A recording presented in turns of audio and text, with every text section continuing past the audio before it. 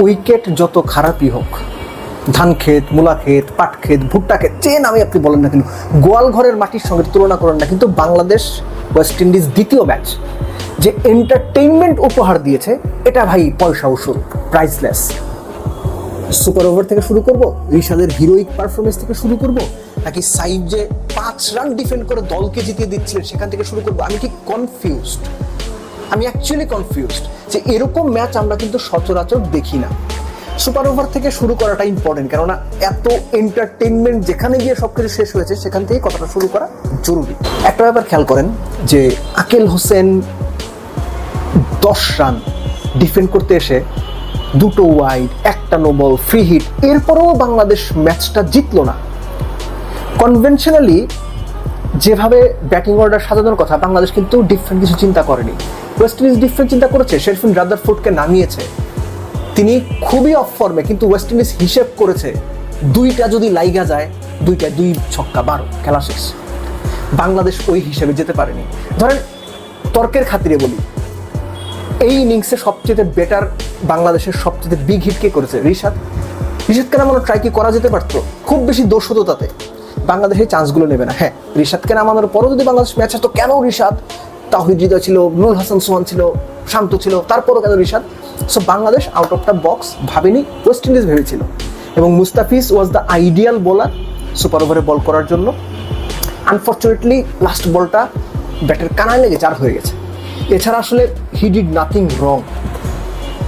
যদি আমরা Bangladesh batting bowling অর্থাৎ প্রথম 100 ওভারের মধ্যে আসি, একটা পর্যায়ে মনে হচ্ছিল যে ওয়েস্ট ইন্ডিজ ম্যাচটা খুব সহজেই বের করে নেবে, এবং মিরাজের অধিনায়কত্বের বোলিং রোটেশনের হিসেবের গড় মিলে এখানে একটা ইম্পর্টেন্ট রোল প্লে করেছে। কথা আমি কেন বলছি?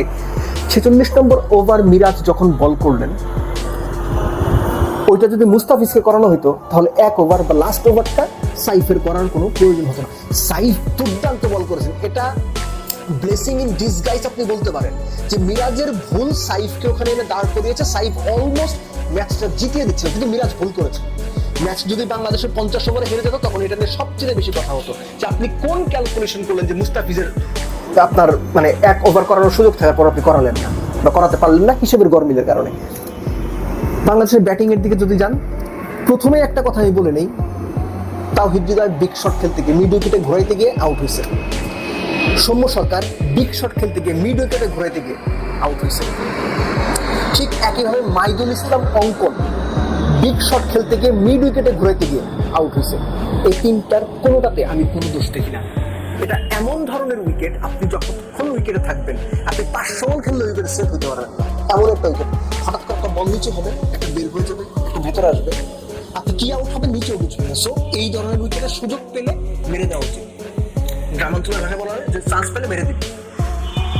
রিশাদ ওই মাইরে দেওয়ার কাজটা করছে, নুরুল হাসান সোহান ওই মেরে দেওয়ার কাজটা করছে। মিরাজ তাদের দুর্দান্ত সাপোর্ট দিয়েছেন, খুব স্টেডি একটা ইনিংস খেলেছেন। শেষ 4 ওভারে রিশাদ মিরাজ মিলে 50 রান তুলেছেন। নুরুল হাসান সোহানের 20+ রান দারুণ ইম্পর্টেন্ট ছিল। একই সঙ্গে রিশাদের 14 বলে যে 39, এটা করার পর না আমি পার্সোনালি ফিল করছিলাম ওয়েস্ট ইন্ডিজ বোধহয় 200 করতে পারবে না এই উইকেটে।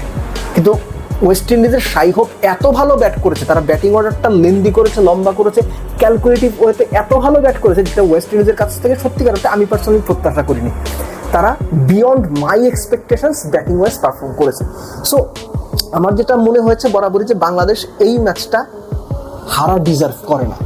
আবার একই সঙ্গে ওয়েস্ট ইন্ডিজের দিকে যদি যাই, সাইহোপ যেভাবে ব্যাট করেছেন তিনি এবং জাস্টিন গ্রিভস যেভাবে হারা ম্যাচটা জেতার দিকে নিয়ে গিয়েছিলেন, তারাও যদি ম্যাচ হারতো তাদের সাথে বোধহয় জাস্টিস হতো না।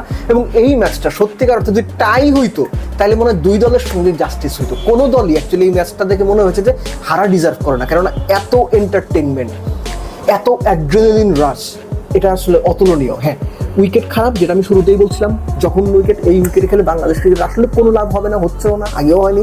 কিন্তু উইকেটের আলাপ বাদ দিয়ে যদি শুধুমাত্র আপনি এন্টারটেনমেন্টের হিসেবটা করতে চান, এই ম্যাচ ছিল এন্টারটেনমেন্টে ভরপুর। এবং এক কথায় যদি আপনি বলেন, it's all about entertainment and only entertainment.